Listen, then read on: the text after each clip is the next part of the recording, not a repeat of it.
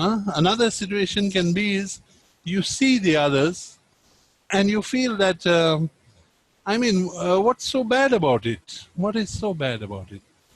Now, John Paul II, followed by his successor Benedict, stressed this. They said the reason why sin can spread is more and more people feel, what is so sinful about sin? Everyone is doing it. Are we becoming too serious about it? Come on, the world goes on. Everyone is doing it. And I find this particular approach when we are looking at the pandemic also. At the beginning, everyone was afraid of the pandemic, was afraid of the virus. Take reactions in March and April when it was spreading. Of course, it was not as a scale as it is now. Now it is widespread, but in the beginning of April, it was already very bad and people were taking precautions, they were isolating themselves, the lockdowns were on. And even after the lockdowns were lifted, people were very, very careful. Now what has happened 6 months later? I ask you, what has happened 6 months later? The situation is much worse, pandemic-wise. But what change has come in us? We look outside our windows and we say, everyone is going around, so what's wrong in it? Is it that I am only more serious? Are we overreacting? This is the exact psychology of sin. Sin managed to get a foothold in the life of mankind like this. At first, everyone feared it. And particularly when they saw what happened to Adam and Eve, they feared it. No, no, no, no. But later you take the next generation. You take Cain. When he came in, he diluted it further. He said, well, it doesn't have to be like this. Where God said only one wife, he took 7 wives. Okay? And slowly the breakdown starts. And it goes on to the next generation and next generation.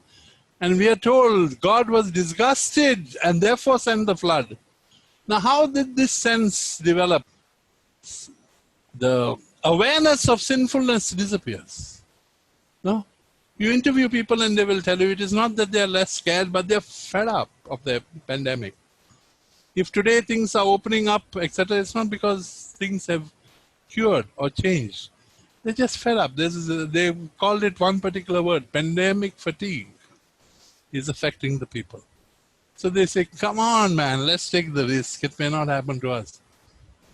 And therefore comes the views that, okay, why are we overreacting? Others are doing it. So this is exactly the same kind of psychology that came to the people of Israel when they came to the prophet Samuel.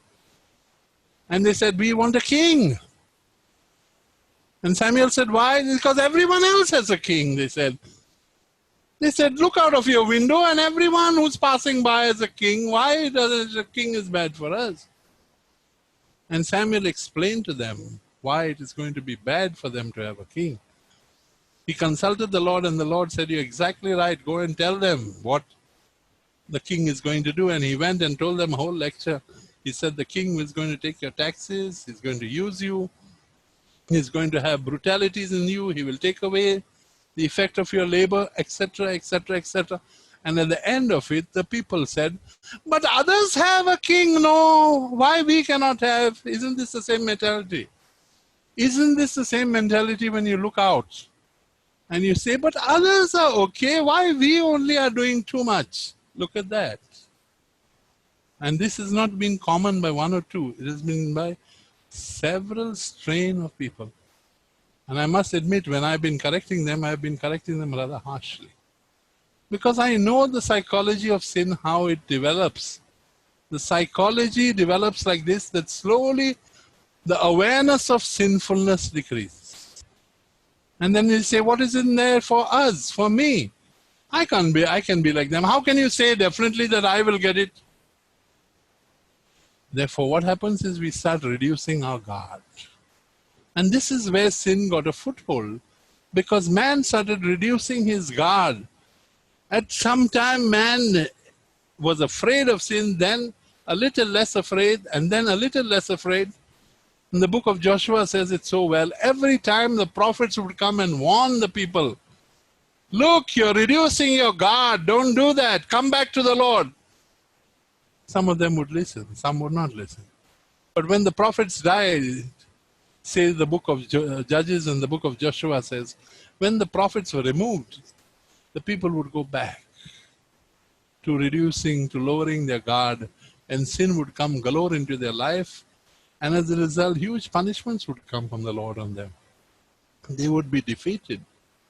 Can you see today through the eyes and the spectrum of the Bible how the pandemic is showing us a definite proof of how it all started among mankind, and how slowly mankind started using rationalization in order to lower the guard, in order to say what is wrong in it. And today people are saying, what is wrong even in living together? You put this to a person during those centuries, they would say, we cannot do that. But today, no longer people say that. They say, what is the point even if two men want to get married or two women want to get married?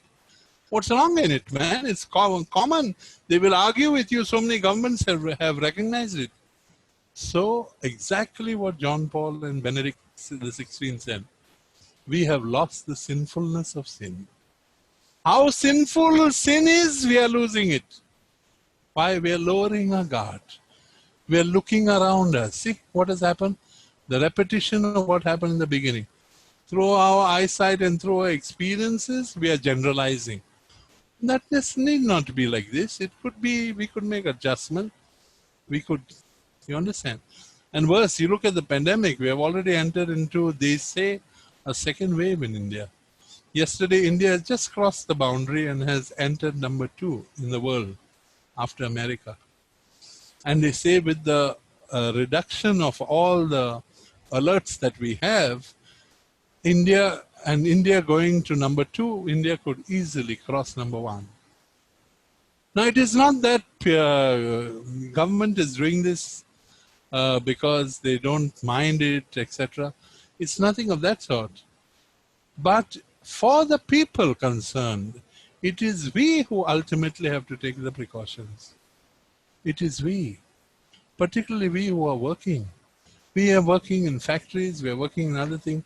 Today, the news says that even if you're cured from COVID, there are long-term effects on heart and on lungs.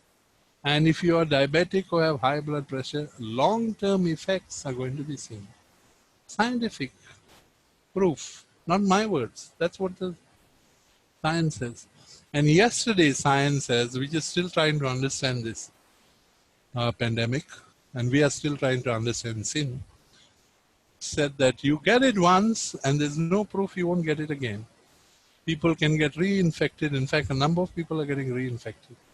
And each time it lowers your ability to fight against it.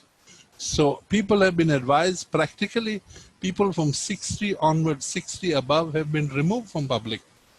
Government has been saying it again and again, and it says that every time you pick up a phone, listen to it. It says that if you're in that age group, don't come out at all.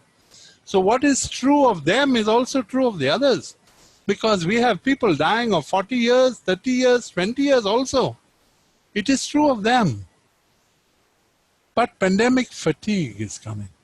Fed up of it. How long can we have it? Come on, let's give it a try. Let's give it, no?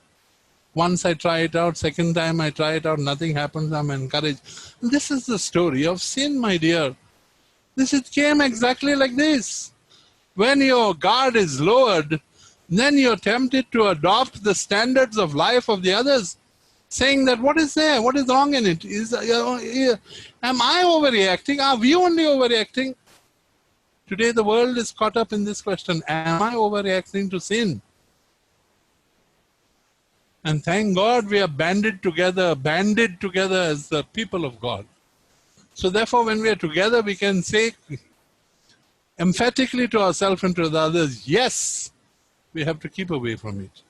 But when we are loosely in our own houses, and to that extent we are isolated, it becomes easier for such thought to mature and even to be sowed in our minds.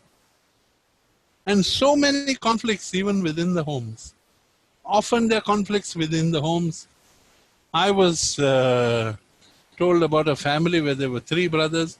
One of them was working in the managerial cadre, 2 of them working in the factory, and the 2 who would come from the factory, every day they would fear that they have brought the sickness. And their worst case scenario was the parents were old. The parents may get it. And of the two boys working in the factory, one was married. The third guy who was in the managerial cadre, he was not married, but he would come and he had the least precautions at home. Whereas these guys who are working in the factory, they would take the extreme precautions because every day was living reality of getting it. They saw one by one their colleagues in the factory dropping dead. Not dropping dead as such. And it was a question every day of whether I'll get it or not. And further a question, if I get it, I may not know it and I may transmit it at home. They would even sleep separately in separate rooms, etc. And the other brother, the managerial brother who was working in the manager category, would make, hey man, I am not doing as much as you. You're just overreacting. You're overreacting about it. Look at me. But he's not understanding the particular job where he has all white-collared people. They're sitting in a way, theirs is a desk job. They're sitting far apart. And therefore the fear is not there, unlike in a factory scene. And it would make fun. And in fact, the brothers who was working in the factory was married and often would take precautions not even to associate with his family, not particularly even with his two little children, not to associate much, okay? Naturally, the wife also was disturbed because of this and all sorts of things. And the wife used to often point to the managerial brother and say, look, he's also working and why are you doing too much? Foolish thinking, isn't it? And as it happened, two in the family were infected. And the joke is the managerial one was infected. And one of those who were working in the factory, the unmarried one, was infected and died. No? That's why every time people would come to me, I would find my phone flooded with calls about this thing and, you know, why are we overreacting and all that. I would say to them, I wish your family member got it, then you would know. And I would have this case very clear in my mind where he died. I wish your family member got it, then you would know. So this is this kind of dulling of the mind that sin does. You become so used and so, you start minimizing the danger of sin and danger of the epidemic and now the pandemic. No? Slowly the tiger which you saw in April out there and you whom you used to fear, every day you've been looking in the tiger and by August, September you imagine, oh, the tiger won't do anything. I have seen his behavior. He just walks about and goes. So I can go out, I can cross his path and come. Isn't this foolishness? If not foolishness, what is it? Isn't this what the Bible says? The generations committed the same foolishness. And that is how sin got a hold. Isn't this how the Bible describes the lack of guard? The guard was lowered. And then after that, there was nothing to be done. No? Granted, that is going on and on and on. The pandemic is going on. There's no immediate sight of it ending. But granted also that it is better precautions are taken than no precautions taken. So I want to relate it not to the pandemic. I'm not here to teach you about the pandemic. Pandemic will end.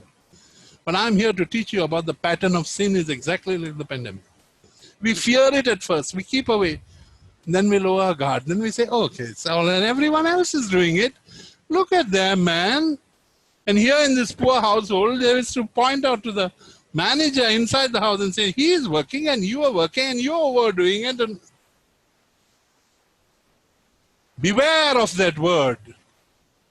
I'm overdoing, overreacting. Beware of that word. It's not coming from God. It's coming from the mentality which says, come on, take a chance, man. And see what we have done to the world by taking a chance with sin.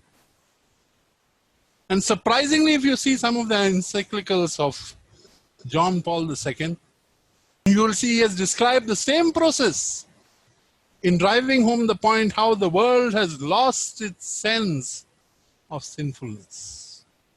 The world has lost the sense of how sinful sin is. That's how he puts it. And he describes the stages. And if you read the stages, you will imagine he's talking about a pandemic which at that time did not exist.